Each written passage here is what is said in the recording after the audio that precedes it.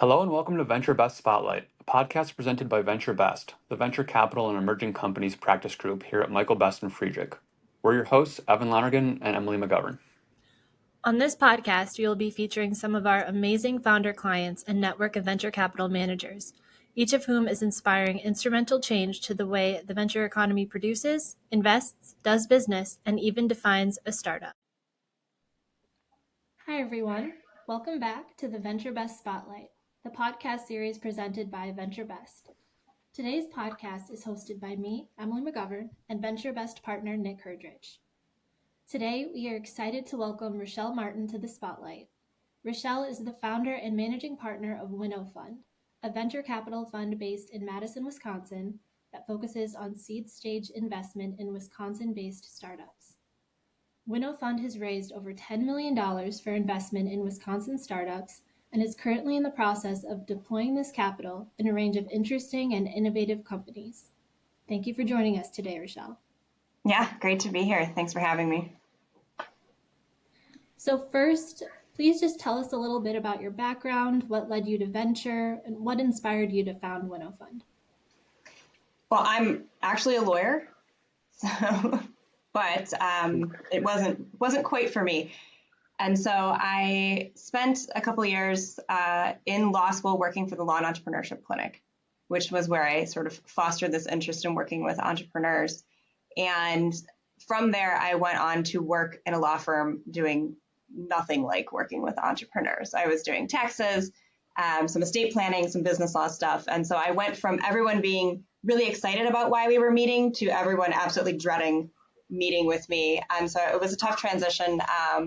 And I ended up taking a position back at UW-Madison where I negotiated research contracts. And what I realized is labs are like little startups because they're solving problems that nobody knows an answer to. Creating some cool, innovative solutions. They're also constantly looking for funding. It's people that are really excited about the work that they're doing. And so I loved working with all of these really innovative students, faculty, and staff, and realized that they were having some troubles when they got to that point of wanting to commercialize something that they had invented while they were doing their job for the university. And so through a chance encounter with a local VC, named Ken Johnson, who happens to be one of the managers of the Badger Fund of Funds, I realized that there was this other opportunity for me to help those innovative students, faculty, and staff in a different way. And I left the university and with the support of the Badger Fund of Funds, founded Winnow Fund. And our focus is to source opportunities for investment from colleges and universities all across the state of Wisconsin. We don't exclusively do that, but we do have some great connections and we've made some good investments coming out of some of those institutions. I love what you mentioned about entrepreneurship being like in the university setting or other places, because so many people think of entrepreneurship as being, I got to quit my job or drop out of school or something, but it's like in every entity really. And like you can leverage those cool experiences and then apply it to what you're doing now. Can you taking a step back, as you mentioned the fund of funds, and like some of the listeners might not know what a fund of funds is and like how that's structured. Could you explain a little bit about like the fund of funds and how Winnow is a part of that? Sure. And specific to the Badger Fund, it was created through some legislation in 2013. So it's been around for a while. But the state of Wisconsin decided to put $25 million into venture capital to support startups across the state. And that $25 million was through a proposal-driven process granted to the Badger Fund of Funds. So Badger Fund was created just for the purpose of administering this $25 million plus private funds that they raised into venture capital. So what they did is created smaller funds. So a fund of funds program is kind of an umbrella. And under that fund of funds program, 5 additional funds were created, which then received the investment from Badger Fund, including some of that state money. And then those 5 smaller funds are the ones that are actually writing the checks directly into the startups all across the state. And so Winnow Fund was a recipient of an investment from Badger Fund of Funds. And that's, our primary tie is that they were our first, but also our largest investor in Winnow Fund. And to piggyback off of that, Winnow Fund has expressed a dedication to investing in Wisconsin startups. Can you explain the thought process behind Winnow Fund's geographic focus, the benefits to local investment, to the fund, but also to the communities in which you are investing? Winnow Fund. So we invest in Wisconsin. Of course, I born and raised here. I'm from just outside of Milwaukee, a town called Franklin, and did my undergrad at UW Milwaukee, did law school at Wisconsin. So, I love, the school system here. I love Wisconsin. I spent my whole life here. And so it means a lot to me to be able to kind of give back to the universities and to support economic development all across the state, which is why I'm really excited about our ability to partner with Badger Fund. And specific to the universities, focusing on colleges and universities, and not just UW's system, but all the colleges and universities across the state, I think it's important to recognize that good ideas come from anywhere. So it's not just the places where we see a lot of VC activity happening, not just these bigger cities, East Coast, West Coast. Smaller cities more in the Midwest are turning into really big startup hubs. You've got Indianapolis, you've got, Chicago, Minneapolis, ones that are very close to us.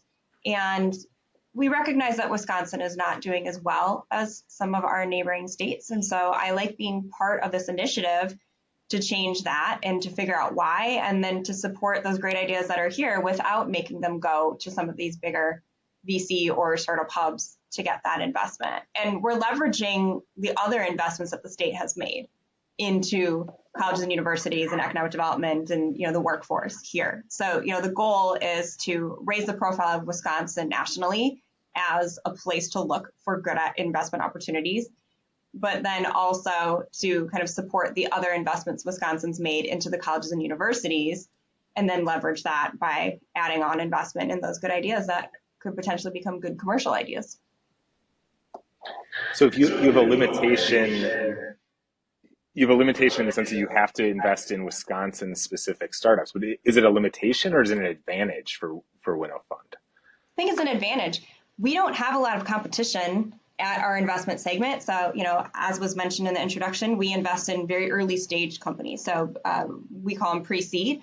Pre-seed is something we would define as pre-revenue, pre-commercial sales. So pre-actual final finished product, usually a very small team. Those are the types of companies a lot of people see as too risky for investment. And what has been seen to happen, it's reversing a little bit now, but what has been seen to happen is that people are moving downstream. So they want companies that are more de-risked at the time that they make their initial investment. Well, in Wisconsin, we have a lot of different companies. They're not getting investment from outside of the state. And so there's not a lot of competition for Wisconsin companies, and there's specifically not a lot of competition at that pre-seed segment. And so I have this great opportunity to see basically any company that is looking for investment that kind of meets those criteria. And, we then can leverage it by introducing them to people outside of the state once we've helped them do some of that de-risking. So I do think some people see it as a limitation, but I think it has given us an advantage, and so far so good. What's the success rate of, not necessarily a specific number, but your startups that go on to raise money outside of the state? I mean, is there a limitation of being a Wisconsin startup, or are we able to attract appropriate venture capital from outside of the state after that pre-seed or seed stage, and once we sort of get them going? I'm biased. I think my portfolio is the best portfolio. But, of course it is. But I will say that there certainly is a difference, and it's not specific to the companies. And obviously the companies are a huge element of why someone invests, but it really has benefited the companies I work with to have strong partners in the service providers that they're working with. This was not some intentional plug for Michael Best, but I think what's been great is that having experienced attorneys and other service providers that have national, clients can show us what's happening in other areas where entrepreneurs are raising funding. And so the companies that we work with can go out and they can raise, and they look just the same as other companies that these out-of-state investors are seeing, because they've been set up that way. So the investment documents we use when we do the review of, articles of incorporation and bylaws and all of that stuff, these companies are going to be seen as substantially the same. And then the only things that they're being evaluated on is the merit of the actual investment. And so that's why I think it's been really important that the companies kind of go through this process of setup here in Wisconsin. And I don't say this necessarily negatively, but we don't want to do things the Wisconsin way. We want to do things the national way, the international way, the VC startup community way.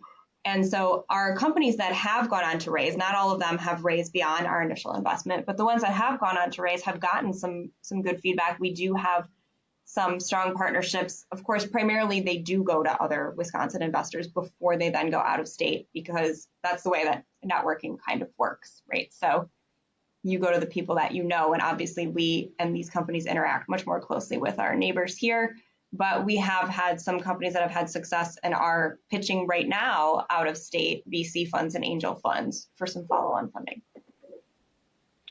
Well, thanks for the Michael Best plug. Emily, let's make sure that the management committee gets this episode. Yeah, I mean, and to expand off of that, we do have a national practice, but Nick and I are both headquartered in Madison, and I think we're both Midwest locals, like born and raised. So we do have, the national capabilities, but we also have a dedication to supporting entrepreneurship in the locations in which we are located, but also, the Midwest as a region. So it's always really exciting to people who have a similar. What you said, it's so important. They can put a face to the name with the people that we're working with. Like it's great for me to be able to actually interact with people at local events, but then also have the experience that's not just local. So it's the best of both worlds. Exactly. All right. So you and in turn Winnow Fund have certainly become a pillar of the Madison and the Wisconsin startup ecosystem. Beyond investing, how else do you support entrepreneurship in Wisconsin?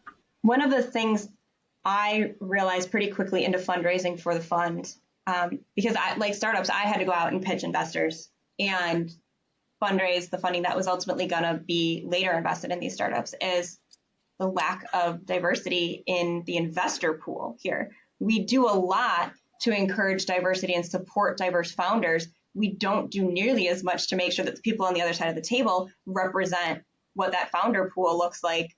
One of the things I've been very kind of passionate about is educating potential investors who come from diverse backgrounds that then will understand these diverse founders and what they're trying to do, because sometimes there's just a disconnect. One of the most plain examples was one that I heard from John Nice from Venture Investors, where he said, in healthcare, half of the people that are receiving healthcare are women. But when you look at the products that are coming out, women-focused products are not getting that investment that they need because the people that are making the investment are not women and they don't understand the need for those products, right? So I think it is really important to have investors from diverse backgrounds to understand the products that some of these diverse founders are trying to build and sell. And so one of the things that I do that is really kind of a fun way for me to interact with the community is an investor accelerator program. And, we hear about accelerators for companies all the time. We don't hear about investor accelerators. And through a partnership with Doyen Group, which is a Madison-based nonprofit that supports marginalized genders in the entrepreneurial ecosystem, we have created a short program that then allows us to educate investors so that we have more people coming out into the ecosystem who can support those diverse founders. And so that's been really, really fun. That's an official program. And then in addition to that, I do serve on a couple boards. I'm on the advisory board for YSIS Venture Home, which is connected to all of the non-Madison and Milwaukee UW system schools, where they're trying to build a partnership between local communities and local campuses so that there is some support for entrepreneurs beyond campus. So at the point in time where they make that jump from living on campus and using those campus resources to entering into the broader startup community, it's not such a big hurdle. And so that's been a really fun other kind of benefit of working with these colleges and universities across the state. And then, there's various other ways that I try to participate. So some educational stuff with, MadWorks, the accelerator program, different G-Beta programs where I like to just do a little primer on what do investors look for in We like to do, even just investor lingo. There's words that we use that I forget other people don't know. And so I think it's really kind of fun and interesting to periodically check back on my little list of definitions and see how many people know what they are and to be able to explain those to them. So in general, I would say investing is kind of like a black box. It's like a secret club. But now that I have all the secrets, I would love to share them with anyone else who wants to know. And so that's kind of my goal is sort of opening up communication and understanding between the investor community and the entrepreneur community. Well, thanks for all that work. Because I participated in those programs, and you've done a phenomenal job. So thank you. What is like in your work with those different groups? I mean, what do you see as the biggest barrier for female or minorities to get into venture capital or to become a founder if it's different? I mean, what's holding it back from like us taking that next leap? One of the taglines we use for Investor Accelerator is we are encouraging diverse individuals to participate in the investor community through education and community. And those are the two things that I think are the hurdles, is either you don't know or you don't know who, right? Like you don't know the info, you don't know what being an investor means, and then you don't know who to talk to about being an investor. And so it's the same goes for entrepreneurs. I think there's this educational gap because there's no school to be an investor and there's no school to be an entrepreneur. Because each one of those has very different connotations to different people, right? So if you're an entrepreneur in healthcare or in software, I mean, even those are just two very different paths. So that's a big challenge, is how do we find a way to make people feel more comfortable? And so we sort of just go with like the baseline introduction, investor 101, startup 101, but giving them the tools to ask questions and to find people that can answer the questions as they get more specific.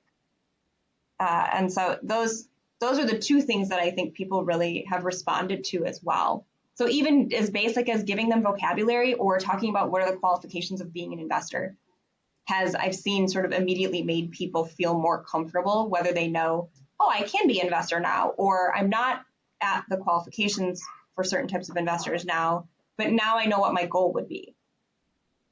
So that's been kind of the light bulb moment that we've seen in working with people. And then on the flip side of that, you find investment opportunities. Oh, sorry, it's frozen. I don't know if I'm frozen. Oh, sorry, everything was frozen for a second, so I didn't know if you were still talking. Still frozen. Sorry, guys, it was just keeps freezing on me. So education and community, like, is that the same for a startup founder? Or is that just the gap that we see on the investor side? I think it is the same. And the part that's really challenging with founders is, for some reason, they often feel like they need to figure it all out on their own. Like they feel kind of siloed, like I don't want to admit that I don't know these things. I'm going to lose some credibility but everyone has had to go through that. The whole point of being a founder is you're doing something some other people have never done before, right? Because if you're not, you're just building a company somebody else has built before. And there's not a lot of value in that. So truly, like most of these people are doing something that's never been done before in the way that they're trying to do it. And there are some things that you can do that other people have done that kind of can be copied over. So a lot of the legal stuff, accounting, HR, there are some basics where you can go to someone and get help with those aspects of starting a company. And I mean, I was guilty of this too. I mean, I'm a lawyer. I was like, I can figure out the legal stuff for starting an LLC. But then I got to the point where I said, even if I was capable of doing all of that appropriately the first time, that's not the best and highest use of my time. And so I really encourage founders to kind of get over this fear of having to admit that they don't know things, which is that educational aspect. And then using your community to find the people that can do those things for you much faster and more efficiently so that you can focus on that one aspect of your company that no one else has done before. Yeah, I love that. The ability to ask for help and be okay with it, that you don't know everything. Yes, I need to learn that, I think. Okay, humility is huge. Founders who show humility are much more likely to get an investment from the Winnow Fund, because if you act like you know everything, we can't predict the future. So you just kind of have to admit that you're going to hit some bumps in the road and be prepared to deal with it. All right, so for those that do their homework before they take a meeting with you and listen to this, they will know how to get an investment now. Yeah, I'm a good judge of character. I'm going to know if you're faking it. So. And further to What are that, oh, go ahead, sorry. Emily. Sorry. No, you go ahead. It's all good. I mean, so like, as we're on that topic, what are besides humility, what are like the key things that you, like the secret, well, you don't say any secret sauce, but like the things that you would look for that wouldn't be just like, you're looking at companies that have no revenue, they might not even have launched a product. Like, how do you even tell? Like, I mean, what are the things besides that gut feeling that this founder is willing to ask for help and willing to take my advice? Like, what are the other attributes that are important to Winnow and you? Yeah, I think, well, first, right, return. Again, no one can see into the future, but the potential for return is a huge aspect of whether we're going to make an investment. And so we do get into some details, but really what it boils down to is a business plan.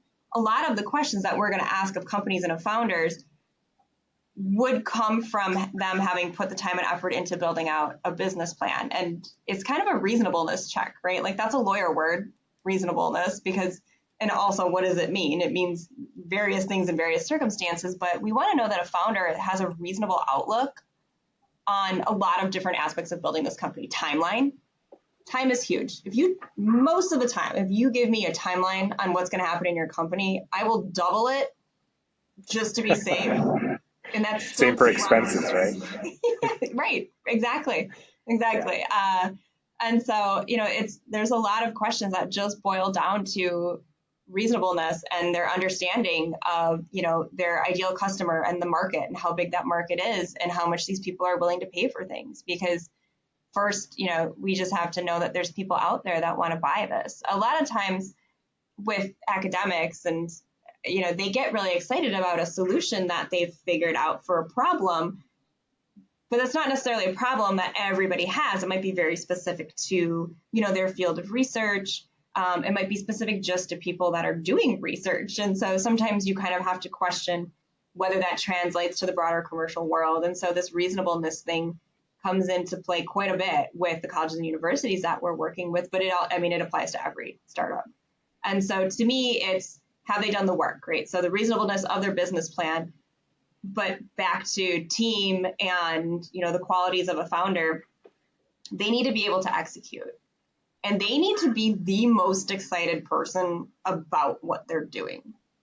If they are not the most excited person about building this company, they are not the right person to be building this company. Because the most excited person, the person who believes in it the most, is the person who's going to do what it takes no matter what.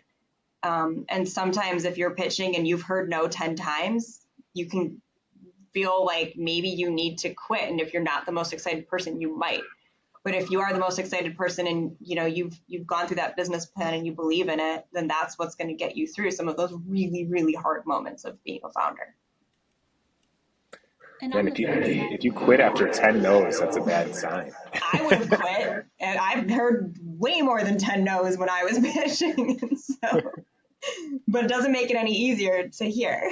That's the worst thing, right? That's another thing that I always tell founders and, other people who want to start funds is the worst thing you can hear is no, and it's not the end of the world. And on the flip side, for startups looking for investment, what does Winnow Fund offer as a partner and connector to potential portfolio companies? Sure. Aside from funding, which is what everybody looks to us first for, Winnow Fund does usually negotiate the right to a board seat. And in some instances, that may be me holding that seat. But in other instances, we may find someone who can provide a little bit more specific to what that company needs. So a good example is we have a company that is a drug delivery platform. And we have in that seat a woman who worked at FDA and does consulting with pharmaceutical companies. So she knows way more about that industry than I do. And so I do think that she has provided them with a lot more value than what I could have. But, in other instances, there may be companies that have really kind of capital intensive needs. And so they may need to do some bigger fundraising rounds or more fundraising rounds. And so sometimes I will work more closely with them to help them plan that out, in terms of the size of the rounds, target valuations, different messaging to different investors. And so it just depends on the needs of the company, on what kind of roles I'm going to take versus other roles that I may fill with people that have a little bit more experience in that industry. And then, of course, a big thing is fundraising. So whether or not I have a board seat with that company, we do help them with future fundraising, as long as we also continue to believe in the success of that company. There's just, if we don't think that a company has a likelihood of, kind of continuing to grow, then we're not going to put our name behind it if they're going to go out and continue to fundraise. But like I said, I'm biased in my portfolio, and we haven't had that happen just yet. So, but some of that is then making introductions to other investors and also kind of personally doing a little bit of fundraising. So kind of preparing other investment groups to see if they would want to meet with some of these companies. I think those are probably the two biggest ones. Every CEO in my portfolio, I should say pretty much everybody in the leadership teams in these companies, not just the CEOs, has my phone number, and they can call, text, or email anytime. And, if they really need something on the weekend, they know they can get a hold of me. And so I think a lot of it is just personally continuing to show my support for those companies. And then making sure that there's that open communication, because as soon as they need help, I'd like to know, rather than, 3 months later, when sometimes things are a lot harder than they would have been. Do they get the real cell phone number, or the Google one you can turn off? You are Nick, you're not supposed to say that. Oh, is that your secret? That's a secret. I don't know. That's no. We gave up on the idea of actually being able to separate out things during COVID when my house was my office and my office phone was my cell phone, and so we've just completely abandoned that. I will say most people probably have my actual just direct, cell phone that I've had for 20 plus years at this point. And if not, the other number goes right to the same phone. It's all about training to, like, is this a Saturday appropriate call, or can this be a Monday call? So I will say the spam calls that you get from, people trying to sell you on like marketing and databases, they still get the Google. Okay. That one's still on the website. So for people that, sort of are new to venture capital and startups, I mean, you mentioned the board. I mean, so I'm a founder of the company, and like, what do you mean you're on the board? Like, it's my company. Like, what is your expectation? Like, what is that board made of, and how does that like sort of transition over time for a founder? Yeah, one of the things, when we ask for a board seat, we do get some pushback, because people see that as wanting to micromanage or being too hands-on, or sometimes they just don't feel comfortable because they see themselves as, the person who has full control over the company. And the first thing I say is, no matter who I put on that seat, when they are operating in that role, their obligation is to the company. So we want to make sure they understand that the vision is aligned between the board and the CEO and the rest of the team. So everyone is there for the benefit of the company. It's not for the benefit of the fund. It's helpful to me because we get communication flow, and I can get some insight into different operating aspects of the company. So again, if something's needed, I can be brought in at the right point in time if there's a way that I can help manage a situation. But it is really important to me that all the founders we work with understand that the purpose of that is to bring in more people who are invested in the success of the company. So the board, initially very small. A startup company does not need more than 3 people on a board. At that point, it becomes more of a scheduling hassle than it's worth if you have more than 3. So the way that we like to structure it is the company, the common stockholders, appoint 1 board seat. And so typically at the time that we make an investment, that's just the founders. And then we also have the right to then appoint somebody to a board seat. And then those 2 board members agree on that 3rd independent seat. And sometimes there's nuance there. Sometimes it might be me plus the founders kind of figuring out a list of potential candidates. And so But ultimately, what I want is for the person I'm appointing to that seat to understand that they do have a voice that's going to be heard. And so that independent seat's very important, because when you have two people from the company, sometimes that third person might feel a little bit like their vote's never really going to matter. But so we want it to be an operational board. We want the board to be able to serve its purpose and not just be kind of a rubber stamp. And so that's also really important in the way that we structure that very early board. But again, 3 people, we don't need more. Sometimes there's observers, just so that there's some, access to information, but we try to keep it simple early on. It seems like a common mistake that I see is oftentimes the founders get confused with what a board or what an advisor truly is, and they're just different. I mean, there's some overlap, of course, but then also, of course, there's horror stories with a board where the founder loses control, but there's equal horror stories, I feel, where they're not using the community piece that you talked about, and actually leveraging their board to help themselves. And so by putting their fists up, they're making it worse for themselves, instead of hey, if you would have just said this problem to the board, you would have gotten help, because they have these 5 different connections to get you through the mess that you're in, but you're embarrassed to say it.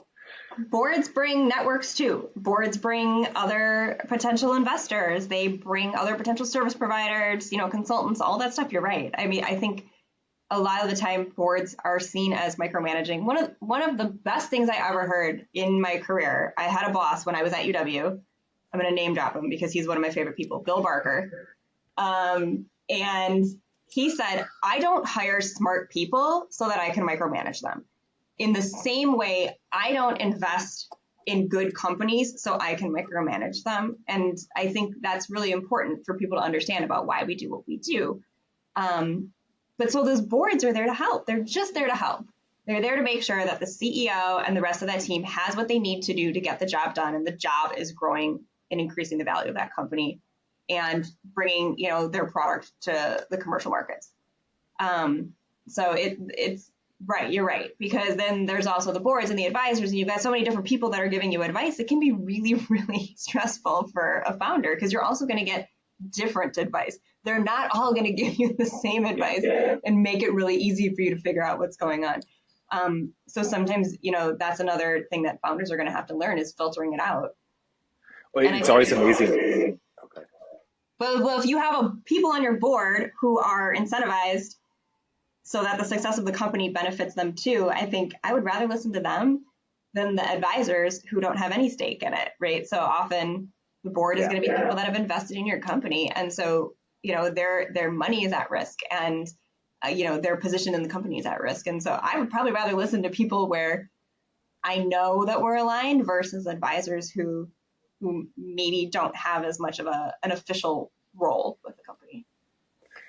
But it's tough. It's it's an art form for that founder. It's so many founders, especially new ones, use their board as just a report that they it's like the CEO's report that literally could be an email, to be honest. And the best ones are using them as a strategy session and really asking hard questions and making them give their advice, not just be a listener to what was your revenue? Who did you hire? Who did you fire? That's not helpful in those meetings, I don't think. Oh, I agree. We certainly have a continuum of the way that the boards operate within the portfolio. And the ones that I think are operationally just more efficient are the ones that have much more of a natural flow of information, not this stilted quarterly report time. Here's the 4 questions that I was required to answer, and here's our our P&L and our balance sheet. Let me know if you have questions. So the ones that have an engaged board and that are transparent with the board are the companies that over time I've seen do better and have the ability to kind of problem solve faster, or pivot or fundraise faster. All right. Well, as our capstone question that we've been asking all of our guests, what's one lesson you've learned being involved in venture that you wish you would have known when you started, or that you'd like to share with future people who want to start a venture fund, and especially maybe even start a geographically focused fund in their home state or home city? Yeah, know a lot of rich people. No, that the real I Easy. didn't. Yeah, easy.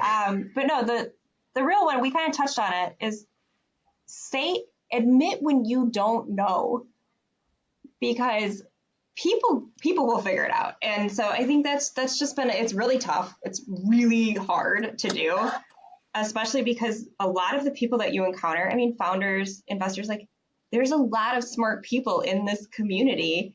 And if you don't admit what you don't know, like, they're going to figure it out. So it kind of all wraps into that, like, don't be afraid to hear no. You can say, I don't know. And, just have some humility, which is it can be tough. And for founders listening, and like, take Richelle's advice of like what she just said. I mean, she is like the most resilient person. I was, from when she started the Winnow Fund until like that first close. I mean, there's just so many just ups and downs and no's, and like, something's going to work and you stick to it, and like you find a way to make that work, and when to sort of pivot and when not to pivot. And so the resilience is incredible, and so like people should model it after you. Yeah, I think one thing I would sort of add on top of all that is, don't take it personally, because that helps you be more resilient. There's a billion different reasons that people are going to say no, or that things aren't going to work out, and you're not going to be able to control it. And a lot of the time it has nothing to do with you. So thank you for that, Nick. Yeah, I will say no one goes into VC or startup to fundraise. It's not the best part of what you do. But if you're going to have a startup, you are signing up to be a full-time fundraiser. No founder wants to hear that, but like, maybe you get a month break here and there, but otherwise you're a full-time fundraiser. Yep, accurate. Well, thank you to our listeners and to Richelle for joining us today on the Venture Best Spotlight.